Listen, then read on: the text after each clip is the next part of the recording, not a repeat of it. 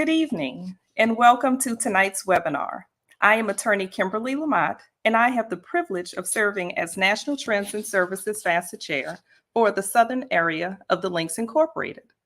And I'm excited that we are finally here bringing tonight's presentation, Access Granted, Unlocking Health and Equity Issues of Food Insecurity. Our agenda tonight will begin with a welcome from the Southern Area Director of the Links Incorporated, the phenomenal Mrs. Vanessa Falls.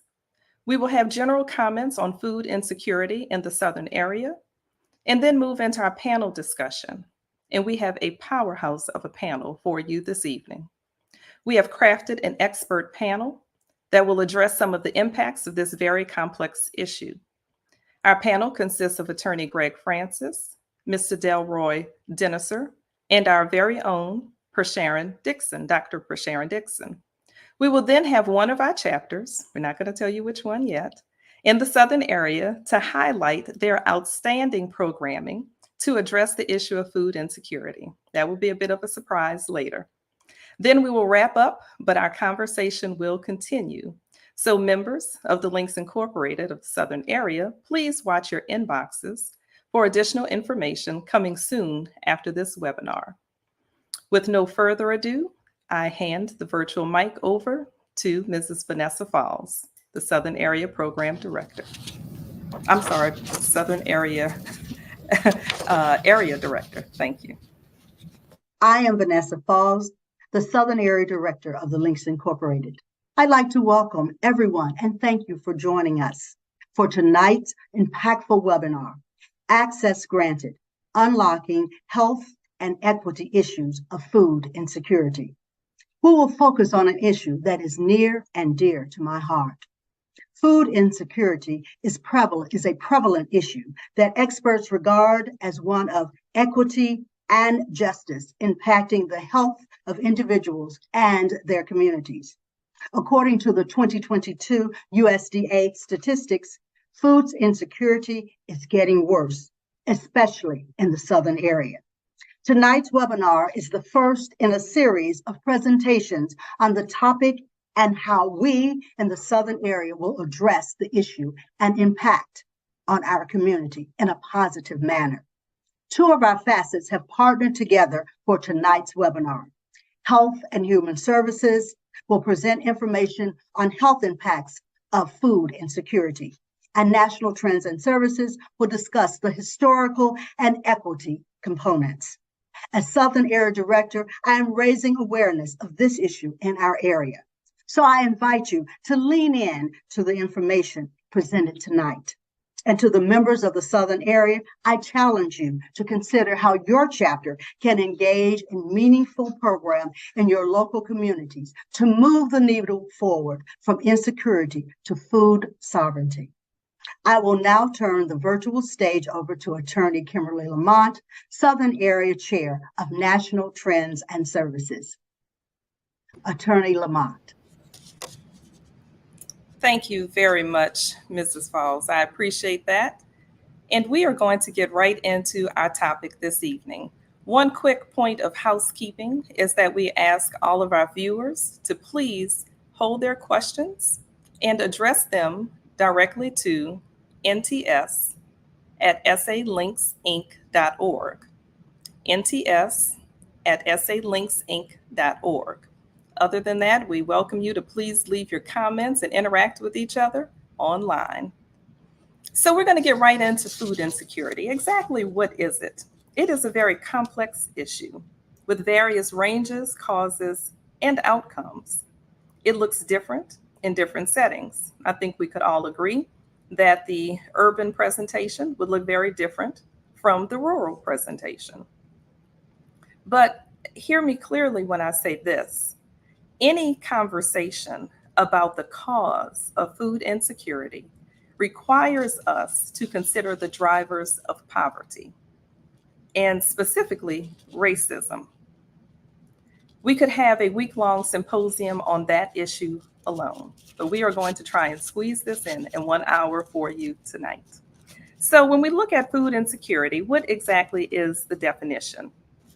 According to the USDA Economic Research Service, Food insecurity is defined as a household level economic and social condition of limited or uncertain access to adequate food. So, that is one definition. There are many. We're going to do a little shift from a negative lens that focuses on lack by way of insecurity, and we're going to look at it from a different perspective. Food security is defined as individuals having adequate access to healthy and nutritious food. Healthy and nutritious food, that's beyond just having an adequate amount of food. There's a lot of different lingo when we talk about the issue of food insecurity. Food sovereignty is a phrase that contemplates the social economic justice impacts of production, distribution, and consumption. It's a broader and deeper perspective that includes employment and civil rights of agricultural workers, including some migrant workers, and cultural appropriateness of food, to name a few concerns. Again, according to the 2022 data from the USDA that Mrs. Falls just quoted, 17 million households experienced food insecurity in 2022. That's 12.8% of the population. And again, note that's access to adequate food. That's not access to healthy and nutritious food. So we can conclude that that number would be higher if the measurement was access to nutritious food. $53 billion annually is spent on healthcare expenditures related to food insecurity. Why is that? Well, later in this presentation, you will hear some of the physical impacts of food insecurity in terms of obesity, hypertension, and diabetes. According to Map the Meal Gap, food insecurity exists in every county and congressional district in the United States. I want to repeat that.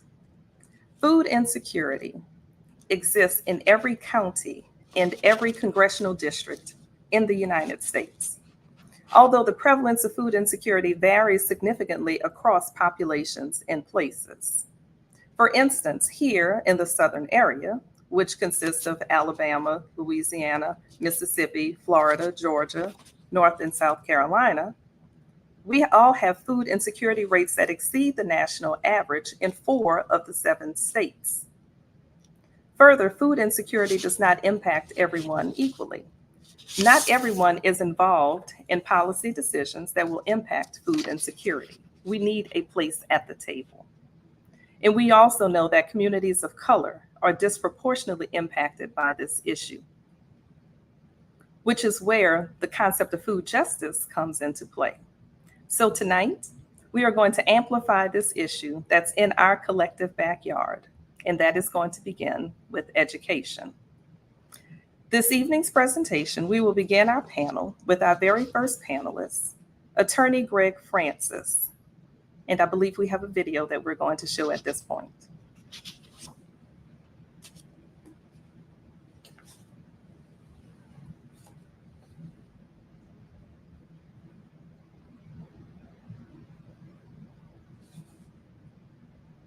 Can we have the video?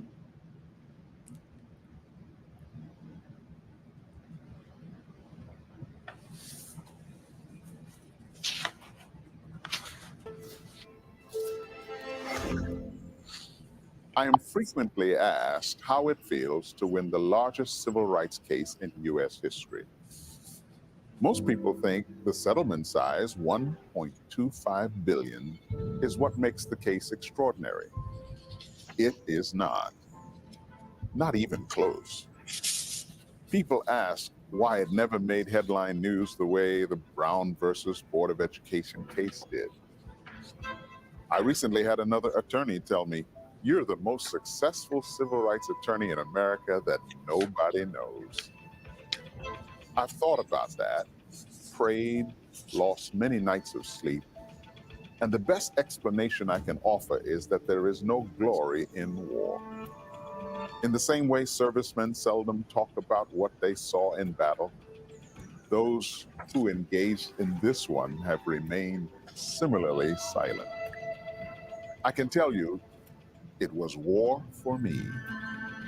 But my hell Working this case was nothing compared to what I discovered happened to tens of thousands of Black families, their businesses, and their farms. This is the story of stolen glory, of rising from the depths of slavery, empowering future generations to be self-supported, creating jobs, earning the rights of entrepreneurial freedom, as well as being a source of healing past national crimes. But that will never happen until each of us accepts the responsibility of building a strong sense of personal identity, and that can only be viewed from a mirror. My hope is the dreams of entrepreneurial freedom that those Black farmers fought for will never die, and you will find the courage to replant the seeds that God has given all of us. For there is nothing sweeter or more fulfilling than a just harvest. Wow.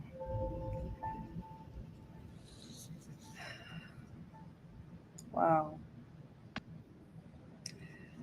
Award-winning attorney, New York Times bestselling author of Just Harvest, and philanthropist Greg Francis has dedicated his life to speaking for the least of these by assisting those who have been disenfranchised.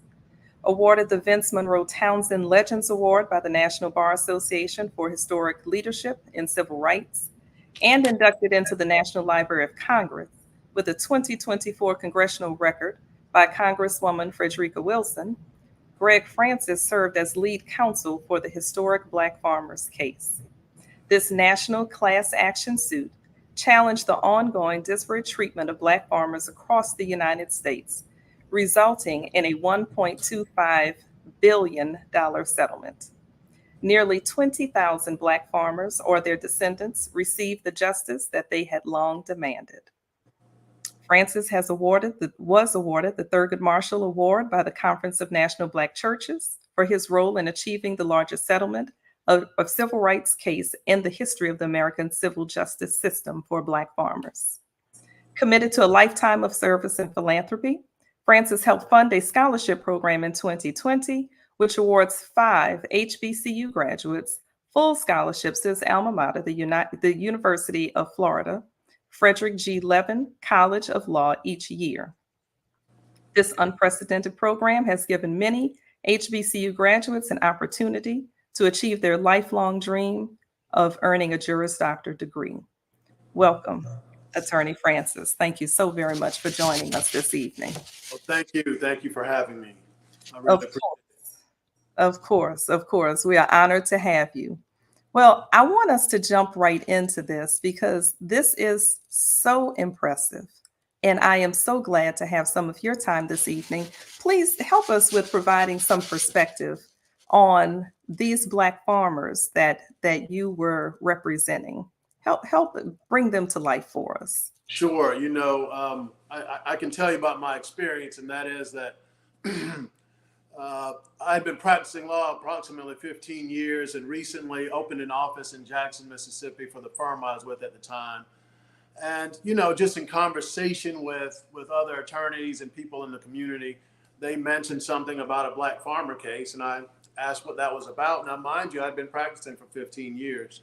And they told me the story, or they told me some of the stories that gave me instances of what exactly the farmers had experienced and were complaining of. And to be honest with you, growing up in Orlando, Florida, I didn't believe it. I thought to myself, I took social studies, I took political science. I know you can't discriminate against someone based on their race, and certainly not an entire system. So I'm sitting in the office, and I told that my staff, the next Black farmer that calls in, let me talk to him. We were not involved in the case. Mm-hmm. It's 2 brothers, one from Texas, one from Oklahoma. They said they didn't want to tell me their story over the phone. They wanted to talk to me personally. I said, well, I'm in Jackson, Mississippi, going back to Florida, and you guys are in Oklahoma and Texas. They came to, they said, we'll be there in the morning. I thought, there's no way they're going to drive from Texas and Oklahoma, upwards of 10 to 12 hours to just meet with me. They were there the next morning. Wow. And after I heard their stories, after I heard what they had been through, I was angered, but I was also convicted. And I knew that this was something that I had to step in and help. No one knew at the time it was going to result in the largest civil rights settlement. We'd get over $1 billion. No one knew that.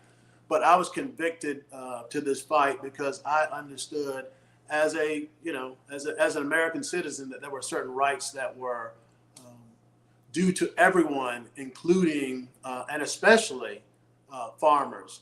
I found the farmers that I work with to be very salt of the earth people, that many of them just wanted to be heard. I recall a meeting I had in Oklahoma, and a gentleman arrived in a wheelchair with a young lady behind him. I didn't want them to wait. It was hot outside. I asked them to come in, kind of skip the line. I would do their own claim, and they sat down, and I asked the young lady, I said, okay, what's his name? She told me. I said, and his address. She told me. By the time I asked the third question, he said, hold on. My dad wants to talk for himself. And he went on to tell me about being a World War II veteran, that, born and raised in the South, that farming was what his family had done for many years, for generations, in fact. And the discrimination that he experienced, or what him and many other farmers throughout America experienced for decades on decades, if not centuries, in terms of discrimination and the resources that are provided to Black farmers. So you bring up several interesting points that I want to get a little bit into. First of all, over what period of time did this occur? This discrimination that we addressed in my lawsuit occurred between 1983 and 1991. And the reasoning for that is that's about the Reagan years where they took away the Office of Discrimination, EEOC offices in each department. So there was no one to, according to our lawsuit, there was no one to redress those issues for that period of time. And but of course, we know that there was discrimination prior to that time. So this was just a finite period of time. And can you give some examples of the type of discrimination that the farmers experience?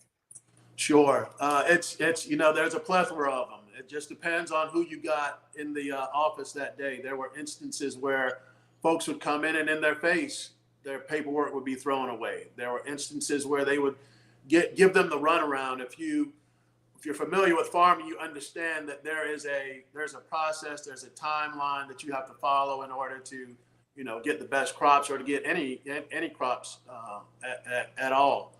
And they would tell farmer in Orange County, Florida, hey, you know what, we ran out of money, but I think they have some in Seminole County. And then you go to Seminole County, and Seminole County says, oh no, you live in Orange County, you need to go back to Orange County. And by the time you've been back and forth for weeks at a time, to ultimately be denied most times, that was another form of discrimination. Another form was, the lack of subsidies or loans that were given to acquire more land. Our history as Black farmers in America is really at the root of American history. And that is that the slaves were the original farmers in America. The slaves are the ones who allowed America to become the behemoth it became through the use of cotton, or through the growing of cotton. So we have a very rich history as Black farmers, and it goes all the way back to slavery, when we were farming, against our will. Yes. I believe that the trailer that we just showed, it started with a statistic that said, I believe it was in 1920, that there were close to 1 million Black farmers. In 1920, there were in 1920 there were 925,000 Black farmers. By the time I got involved in the case that I did, there was less than 18,000. Almost 25 million acres of land has been transferred out of the hands of Black families to others who have taken over their farms because they couldn't be successful. Such a systemic disservice has been done. Let me ask you, you mentioned in the Reagan years, and as far as there being proper oversight, is there proper oversight now? That's a question that we're still answering. That's a question we're still answering. I represent a group of farmers right now who have claims of discrimination as well. The Biden administration has set aside $2.2 billion in the Inflation Reduction Act to address acts of discrimination in the past, and this goes back as far back, as finite back as you can go. So there are some steps towards more equity in this area. However, if you look back to the previous president and his administration, you will find that 0.1%, not 1%, 0.1% of all farm aid that went out in the terms of loans or grants or whatever went to Black farmers. 0.1%. 0.1%.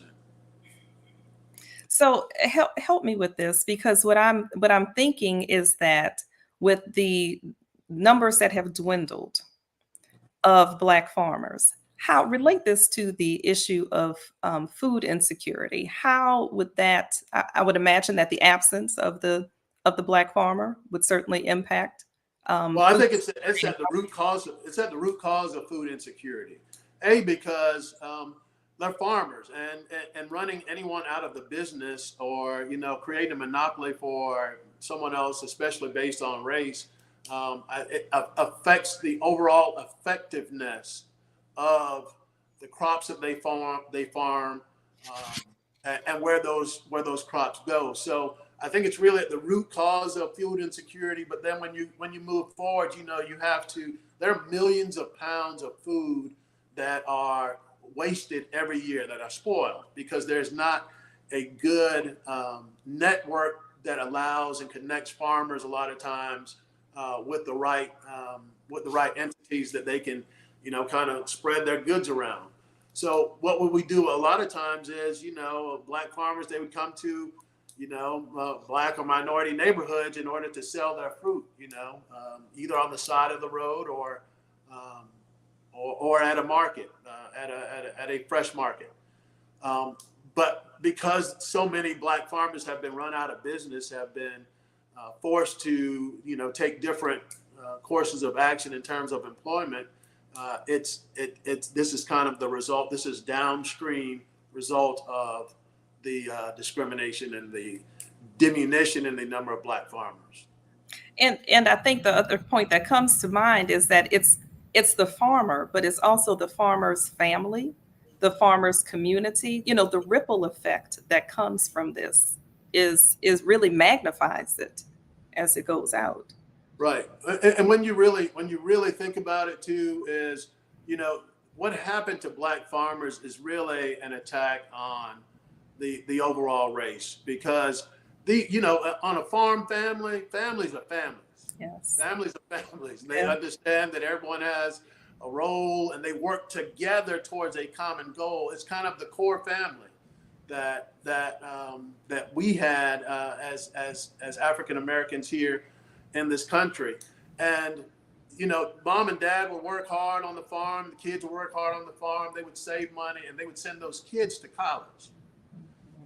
And once those kids got an education, and I don't blame them, the last thing they were going to do is go back and be subject to the discrimination that a lot of their parents had to go through. So they moved to a different area. Mom and dad are there. They become elderly. They move with some of the kids or go into some type of elderly care, and the land sits there. And now there are 6 heirs that can't agree on anything, including, hey, we need to pay these taxes. And the next thing you know, that land is lost. That's generational wealth. Absolutely. That is lost for our community. Absolutely.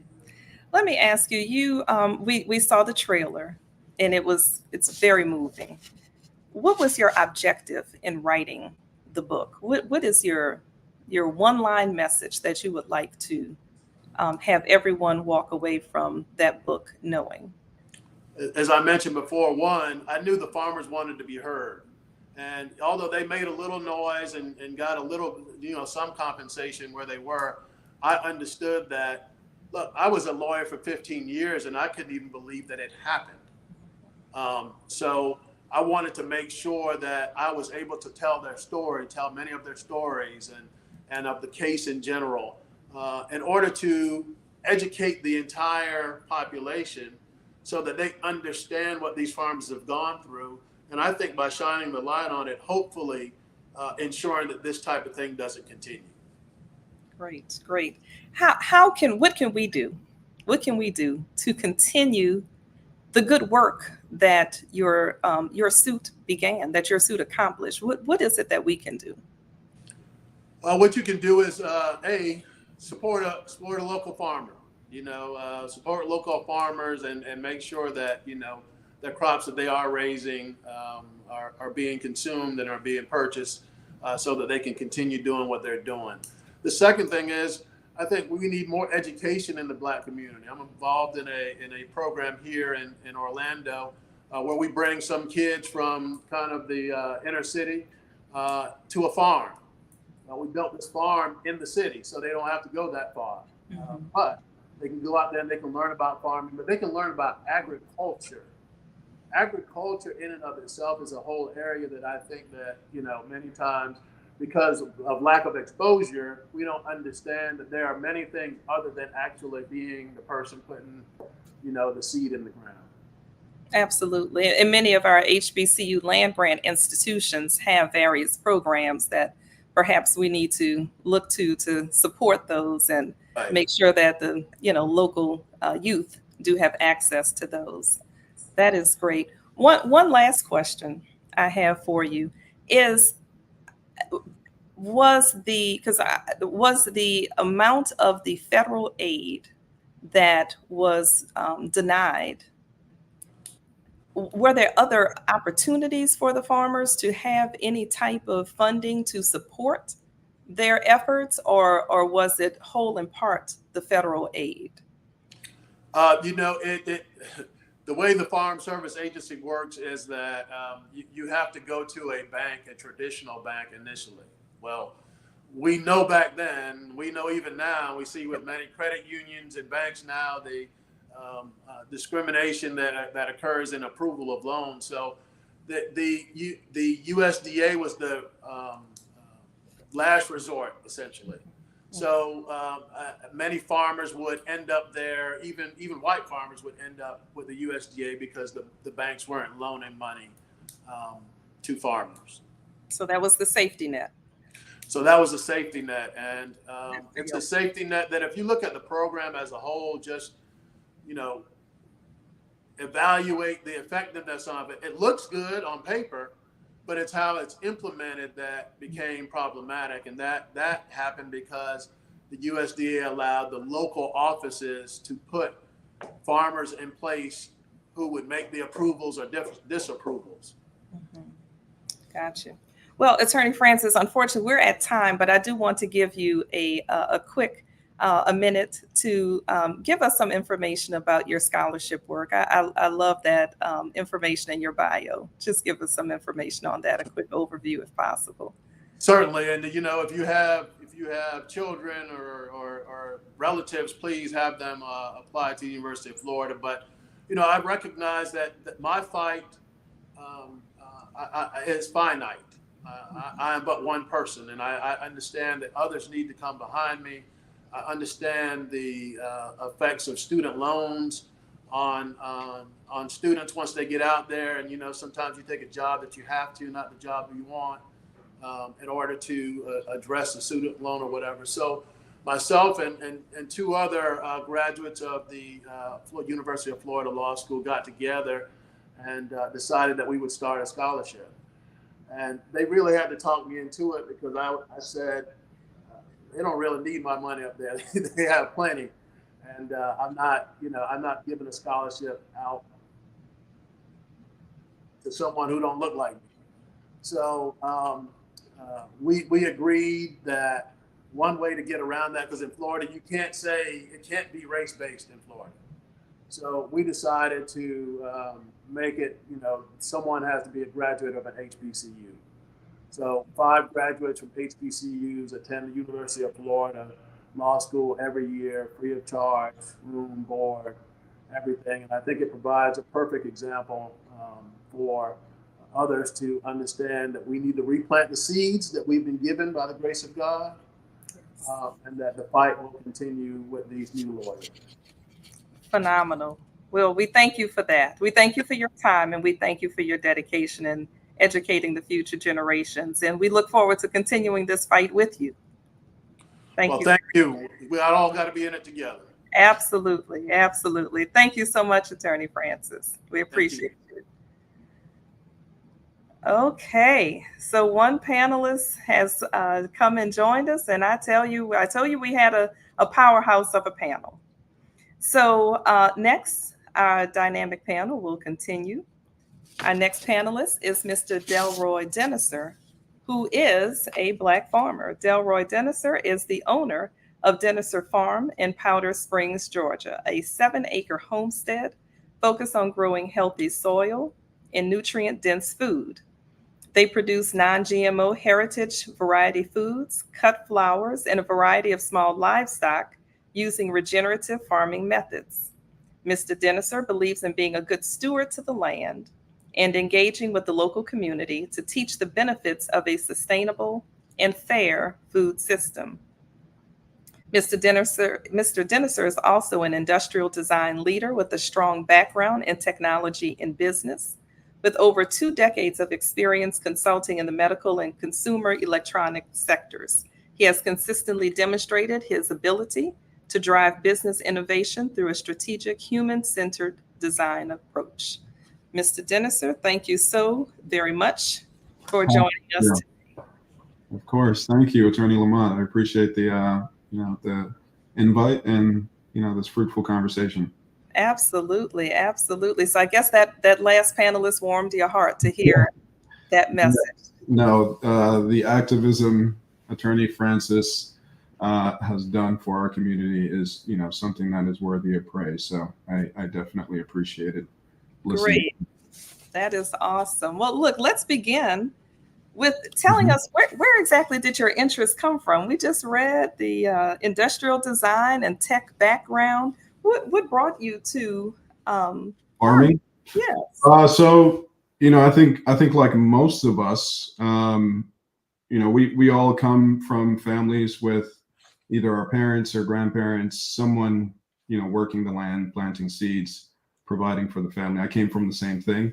And as I grew older and had kids, I wanted to provide them, nutrient healthy food. So had my own garden, and that kind of scaled up to wanting to fully return to the land and farm the land and really try to understand how can we take back control of our food.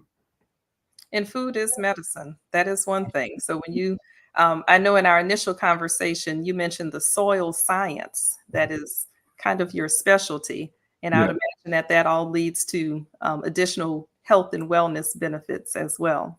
Absolutely. Understanding the soil biology and the soil microbes, you really start to fully appreciate the land that's under our feet, and the natural world around us. And when you think about, a lot of the, I work also in the pharmaceutical industry. I design medical devices. When you really start to understand the chronic illnesses that we face, and the varying different disease, it really comes back to the food that we consume, right? What we put in our bodies, good in, good out, bad in, bad out. So, fully understanding the soil and the soil health and how that impacts plant nutrient value, right? And how that impacts our own bodies, our own minds. It's all very connected. And then again, going back to the ripple effect for that individual that consumes that particular plate of food, and then the communities that are served by Yes, that same source as well. it's all connected. One of your titles, I'm looking at your bio, one of your titles is Farm Advocate. Can you help us make that connection between the justice component and the Black farmers, the work that the Black farmers do? Yeah, I mean, I don't think you can talk about, food justice or food security without having a farmer at the table, right? I think it has to start at the soil level, literally, and end with the farmer, in order for us to, again, just have control over a major system within our community, right? You can't have control or autonomy over your own destiny as a community if you don't have control over systems like food and education, right? If we're depending on another community to feed us, we're essentially governed by them completely, right? So, yeah, I think any form of food advocacy or security is essentially a system that needs to talk to farmers, needs to include farmers in the conversation. As an integral part of that Absolutely. conversation, for sure. Mhm. What are some of the current challenges that Black and brown farmers are facing today? We heard some of the historic. Yeah, unfortunately, it's not anything new. It's the same challenges that we've been facing for decades. Access to land, access to capital, so that we can scale our systems. The land that I'm currently on, I've been on for 4 years. So I like to say we're in startup mode, scaling, our operations and getting implementing, structure in the farm, so that we can produce at the level we would like.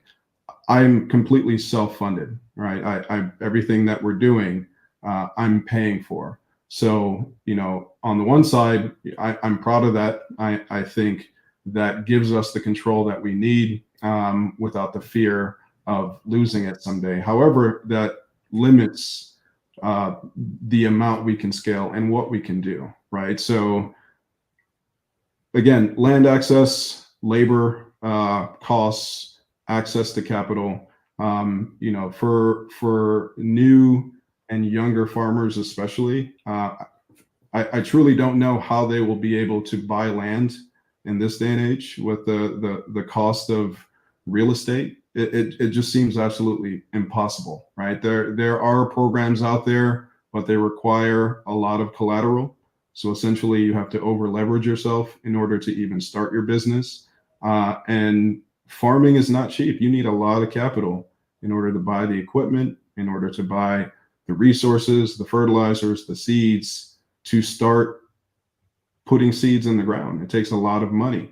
And again, historically, as Attorney Francis laid out for us perfectly, in order to limit how much we can grow and essentially to fuel this land transfer and wealth transfer that we've seen over the decades, being underfunded or not funded at all is a perfect way to starve a farm, starve a business, so that they can't hold on to their land. They can't keep doing what they're doing. So yeah, unfortunately, not a lot has changed. I would say it's gotten worse. Every census we lose land. Right now we are at under 2% of farms in the United States is Black owned. Under 2%. We're what, 13 or 14% of the population. So that's an issue, right? So I think it's a serious challenge that we face. Providing for and making sure that we do have the land access that we need in order to grow the food for our community, for ourselves, for our health. But yeah, unfortunately, not a lot has changed. So you mentioned that you are totally self-funded, and you mentioned some of the challenges with, the amount of collateral that is needed. Do you think that that is a decision that many farmers are making at this point, to just self-fund, or are they still trying to seek the federal aid? I think I think it's a decision made for us. Again, a lot of these programs require quite a bit of collateral, and things have changed, but not too many things have changed, right? So you apply for a lot of these programs, and you see the amount of red tape or the amount of requirements that essentially you don't fit, right? And this is personal experience, but my experience has been a lot of the programs are for much larger farms. You're talking about 100 acres plus, right? Any kind of micro farm, which is technically under 5 acres, or urban farm, a lot of the same challenges they face, they don't have access to those resources because they essentially don't fit the bill. But most of those farmers are Black and brown farmers, right? They are farming 10, 20 acres, 50 acres of land because that's what they have access to, or that's what was passed down to them. We aren't farming 500 acres, or at least at a large scale, 500 acres, 1,000 acres. And a lot of those programs, again, are set-asides for larger operations, right? If we're talking about food security, a part of that is eating local. Yes. We live in metro areas, right? Local farmers, again, are going to be smaller farmers. They tend to be under 50 acres. So you mentioned eating locally as one of the opportunities that we could help to support the Black farmers. Give us some other ideas of how we could help to support our Black and brown farmers. Yeah, I would say just engage, reach out. I like to say farmers are great at producing. We're great at what we do. We're not good at selling. We're not good at marketing, at least in my experience. Being proactive and engaging with your farmer, joining their CSA makes a world of difference. Community supported agriculture, buying into a vegetable box, volunteering, labor costs. It's expensive, right? It really changes the economics of a farm and what can be done. And most Black farmers are sole operated farms. That, again, limits your output. That limits what you can do. Reaching out to your farm, engaging with the farmers, organizing a volunteer day once a month. We have organizations. There's a local organization called Black to Earth, where essentially they organize local, Black and brown people who want to get out on the land, understand local agriculture and practices. A lot of those people are interested in potentially future farmers. They come out, I teach them everything I know.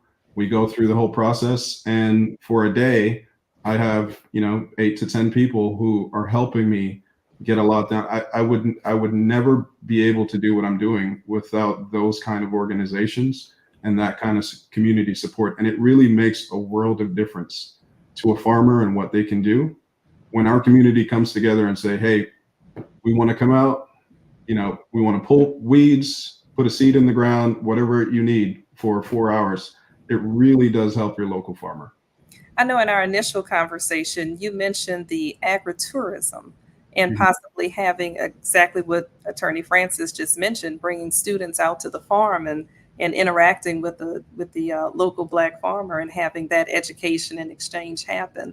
So that is another way that maybe we could have, especially everybody in the Atlanta area. I'm challenging you all who are on right now to please reach out to Mr. Deniser. I think that our remote technical hostesses are going to drop your link in the chat, and we're going to encourage people to please support you and our other Black and brown farmers. And with that, I want to ask you the same thing. I want you to end the same way with as Attorney Francis did. Give us your 30-second commercial. Yeah, so the Harvest Project at Deniser Farm, we're in Powder Springs, Metro Atlanta area. Please reach out on social platforms, Instagram. We are working our best. Again, we're not the greatest at being marketers and storytellers, but we are working our best to share what we're working on, and invite folks out to the farm. So follow us on social. Thank you. Thank you so very much, Mr. Denniser. We appreciate your time. We Appreciate wish you nothing but good luck and good fortune going forward. And hopefully you'll be seeing some people from tonight's webinar. Thank you. I Thank appreciate you, sir. Appreciate you. Okay, well, and this conversation will continue from a programmatic standpoint within the Links Incorporated. We are going to ask our members of the Links Incorporated to be sure to watch their inboxes coming soon. But at this time, I'm going to ask Dr. Paula Orr, who serves as the Health and Human Services FAFSA Chair for the Southern area, to come forward and take her segment to the next level. There you go. Good evening, everyone. My name is Dr. Paula Orr, and I am the Southern Area Health and Human Services Chair for the Links Incorporated. Over the past 3 decades, childhood obesity rates have tripled in the United States, and currently one out of 5 children is obese, and 1 out of 3 children is overweight and obese. The state with the highest childhood obesity in the United States is right here in the Southern area, and that is the state of Louisiana. And so it is my pleasure to introduce to this conversation our Southern Area Program Director, Dr. Persharon Dixon, who is a board-certified pediatrician with over 35 years of experience. Currently, she is a medical director with Elevance Health, formerly known as Anthem, Inc.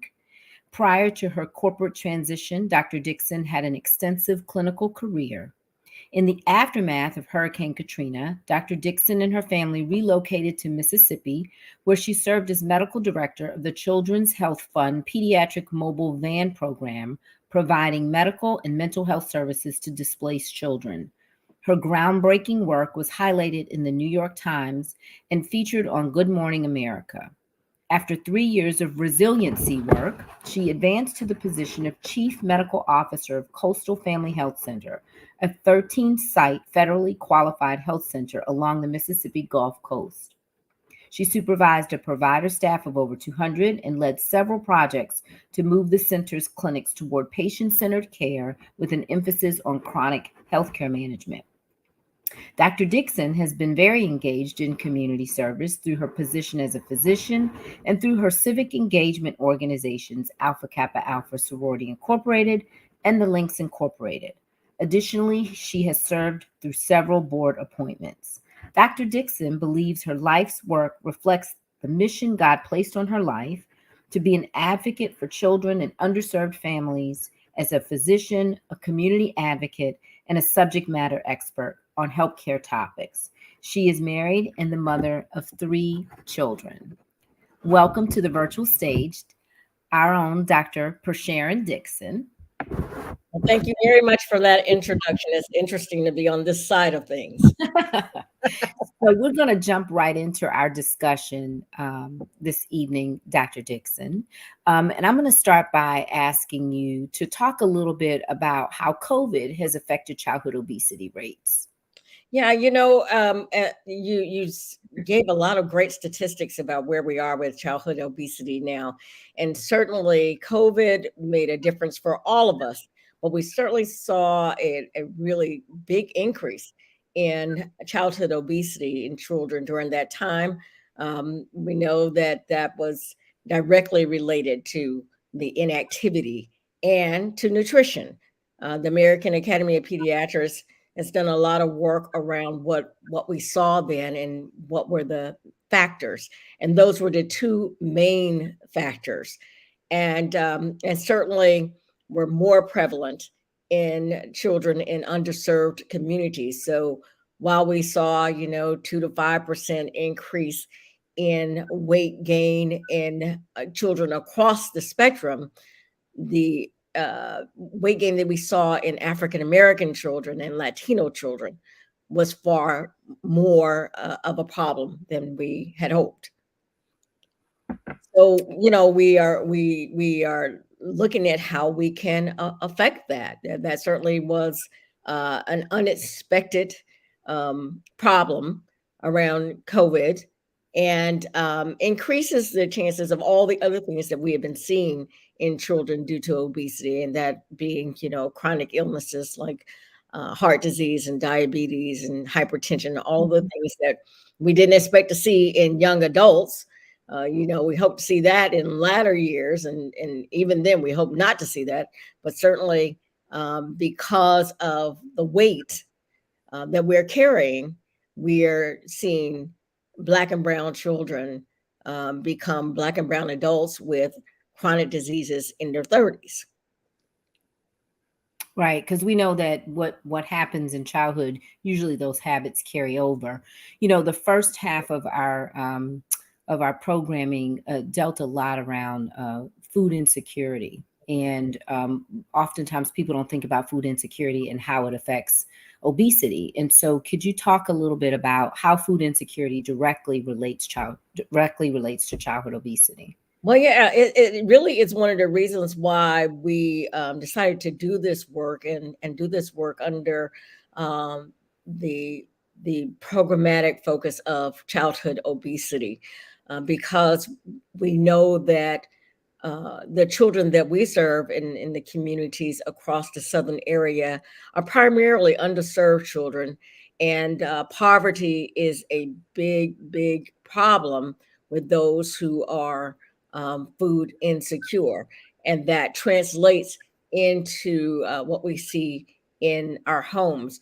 You would think that children would be smaller because they're not eating as much, but the opposite is the truth, is that they are bigger because they're eating non-nutritious foods. And so we have talked a bit about food insecurity. We talk about access to food. And a lot of times we're thinking about kids in rural areas when we think of that, but this is affecting children in metro areas and in suburban areas. And that is because of another term that I want everybody to hear tonight called food swamps. Now, what is a food swamp? That is when you live in an area where the primary food source is a little inconvenience store that has junk food in it and sodas and all these non-nutritious foods. So while folks may have access to some kind of food, if you live where there's a food swamp and the only food you have access to is canned foods or non-nutritious foods, then you are in just as much trouble as anybody else, and your weight may reflect that. We try to think about ways that we can make a dent in that, and it's just what we've heard from our guests tonight. It is trying to get access to nutritious foods and foods that we can grow ourselves. If we cannot get to a local farmer, you certainly can do gardens in your own backyard. And those are the kind of things that we have to share with communities on how they can make a difference on their own. Yeah, and then there's also the term about food deserts as well, where there aren't grocery stores. And so people are relying on, those convenience stores. What lifestyle changes do you think that we can continue to encourage in our families to improve the childhood obesity rates across our area? Well, we're always going to have to, everybody's got to get moving. We just got to move. We know that sometimes that's a little bit difficult in certain areas of our community where parents are afraid to have their children outside. And so we have to think about all that, the access that our families have. But, we got to get going inside, even if that means going back to the old school things of hula hoop and hopscotch and old school games that you can do. Hide and seek. We're telling our age. And helping to limit screen time. A lot of kids are behind a screen and just working their fingers and nothing else. And so we've got to get moving. And if we can just get our families to start going back to having some meals together. There was a research done recently that talked about the the effect of eating together, meals together, what that meant for a family in terms of their relationships together. And when we're eating foods that are cooked at home, we tend to have less weight gain. Mhm. So we're getting to go away from the processed foods and away from the junk food that we see, or the food that you get at McDonald's and all those kind of places. And it allows us to really try to take in something that's more nutritious for our family. So it has a few benefits to it. So becoming active, eating our meals together, limiting screen times, especially for our children, are three ways that we can really help to put a dent into this problem. Yeah. Well, I hate to cut our time short, and I know we could probably talk for hours about this topic, but we want to stay on time. And so I'm going to thank you, Dr. Dixon, for sharing this evening in a different capacity. Let me share one more thing before we go, Paula, because I know we wanted to make sure that our guests know a couple of things that they could do. And we want to make sure, especially our sisters, as they're starting to do this work, that they look at the policies in their communities. What is affecting or stopping families from being able to have access, and making sure that families know about their SNAP benefits and the women and infant and children benefits, and to make sure that you're pushing forward when something good comes along, that you're making sure that you make your voice known about that. One of the key programs that's out right now is called the Summer EBT program, that came out of the pandemic, actually, and it's now supposed to be a permanent program that families can access during the summers, so that they have food for their kids. But we have 15 states who decided not to become a part of that program. And of course, 6 of those states are in the South. Yeah. So, we have to be on the lookout for things that will be helpful to our families, and then going back to supporting the farmers, so that when we have governors who decide against a program that would be helpful to us, and we have those other things that we can depend on. But I just wanted to throw that out there, and I know we're going to do more talking about this subject soon. Yep, and that ties directly into our NTS positions, as well as it relates to getting connected with our legislators and letting our voices be heard as well. So thank you again, Dr. Dixon. I'm going to now pass the virtual mic back to Kimberly Lamont. Thank you so very much. Awesome information from my friends and sisters. Thank you, Dr. Orr, for your time this evening. Thank you, Dr. Dixon. I know that was difficult for her, I'm sure, to make that switch to the other side of the podium. But thank you for that information. And we do know that the clinical impacts of food insecurity are occurring at increasingly alarming rates, specifically in Black and Brown communities. And as we are mentioning all the new vocab around food insecurity, I did want to throw out one other term, because actually we have there's been a shift from you're getting Professor Lamont now, not Attorney Lamont. There's been a little bit of a shift from food deserts to a more appropriate term of food apartheid, because the thought is that a desert is a naturally occurring situation that happens naturally. But there's nothing natural about what we have formerly called food deserts. The term food apartheid amplifies the issue that this is intentional neglect of policies and resources for these communities. So lots of lingo to learn around this issue of food insecurity. But look, with no further ado, we teased it at the very beginning of the webinar, and we have a chapter that will highlight their programmatic efforts to move the needle in their community. I am going to ask Ms. Daji Hendricks, who serves as a program chair for the Birmingham, Alabama chapter, to please join us. And thank you again for your time as well. You have been waiting in line for It's fine. for this time. You're part of this presentation, and we want you to please provide our viewers with an overview of the outstanding programming that the Birmingham chapter is doing. Thank you very much, Attorney Lamont, and greetings to everyone that has decided to join the call tonight. We greatly appreciate your attendance and your participation this evening. I want to greet you on behalf of the Birmingham chapter of Links, a superstar group of women, 42, 43 women strong, where we serve at the pleasure and under the leadership of Cheryl Kidd, Esquire. So we're going to start by talking to you guys about what we are doing in Birmingham, what we do currently, and how we're trying to wrap our arms around the idea of food insecurity. Okay, so how do we get here, the Birmingham journey? Using our service delivery model, we have been doing activities and providing programming throughout our community for years. And we looked at, with our service delivery model, we then looked at our statistics in our area, in our backyard, to see if those statistics would substantiate our hypothesis. And they did.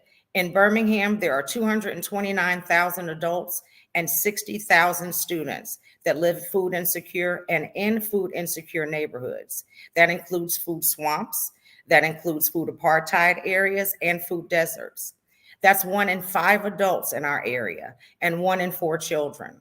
Over 12% of Alabamians go hungry regularly. And in Jefferson County, the county that we live in, we have the highest infant mortality rate in the United States. For those reasons, we have been looking at doing some work around food insecurity and trying to address the issues in our backyard. Now, this is just a slide of some of the work that we're doing currently. In our STY Services Youth facet, we have been conducting NSBE Junior chapters for well over 8 years. And in those chapters, in the course of the work we do, again, back to the service delivery model, we realized that our students are food insecure. The students that we touch every day, the lives we're trying to change every day, those children live in food insecure areas. Now, the very first thing that we did, and we do with every single facet, anytime we touch our children or we work with our children, we make sure to give them adequate, healthy meals and enough food that they can take home, because we realized years ago that a lot of our children would eat half of their servings to be able to take it home to share with their siblings. It's unfortunate, but that's our reality. So one of the ways we did it is we partnered with the Jones Valley Teaching Farm. These pictures that you see in front of you are our students going into that farm. In that process, they learn to not only cultivate the vegetables, they learn to harvest them, and then they go to a state-of-the-art kitchen to learn to prepare the meals. In this particular instance, they were working on creating zucchini fritters. Many of our children had never even seen a zucchini, but they learned how to make zucchini fritters and with fresh tzatziki sauce.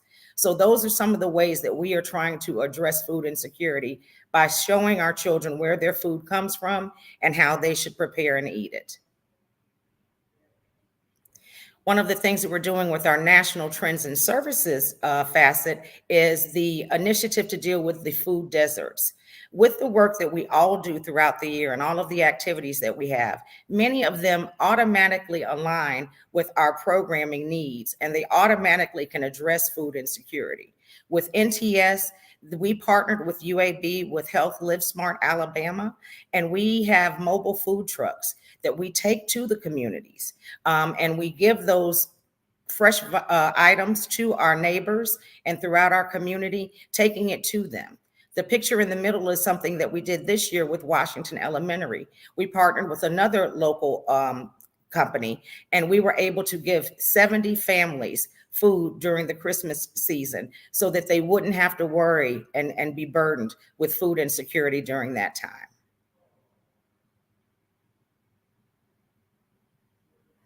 Now, this is our roadmap to success. As we started working on this and thinking through it, we realized that we wanted to make this an umbrella project. Now, how do you do that programmatically? We decided to do this umbrella under the HHS facet in its current status, Many of the activities that we have, between the work that we do with AARP, the work that we do with childhood obesity already, and the work that we do with Black Care, which is our kidney awareness efforts, all of those dealing with the disparities of food insecurity make a natural fit. So how did we get there? With STY, we're looking at things like bridging the gap, what we're already doing to deal with teaching our children and the education related to food insecurity. With ITS, we're looking at Food Connect. So how can we deal with the disparities of food insecurity internationally? With NTS, of course, the work that we do with the veterans and with the adults in our community, that's a natural fit. So we're going to continue to do the mobile services and continue to bring those fresh fruits and vegetables to the members of our community. And with HHS, of course, as I've identified and we've talked about already tonight, it automatically is a great fit. So my parting thoughts. Those members of the chapters that are on the call, thank you for listening. But one thing I want to leave you with, parting thoughts, please let your SDM lead you. We got to this place looking at the SDM. When we started looking at our outputs and our incomes and our survey results, we realized this problem was bigger than we imagined. So we started looking at other ways to address it.